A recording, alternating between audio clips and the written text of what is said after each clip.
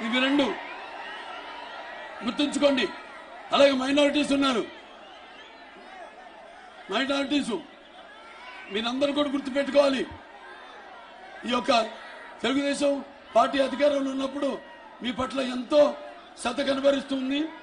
అలాగే ఎన్టీ రామారావు గారు, స్వర్గీయ నందమూరి తారక రామారావు గారు, ఆయనకి మైనారిటీస్ అంటే మక్కువ ఎక్కువ.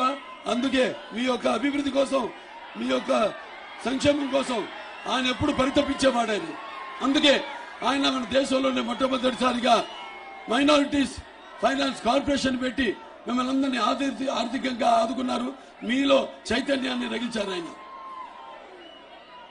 అలాగే మైనారిటీల ఓట్లు కేవలం రాజకీయాలకి కాకుండా మీలో కూడా సామాజిక ఆర్థిక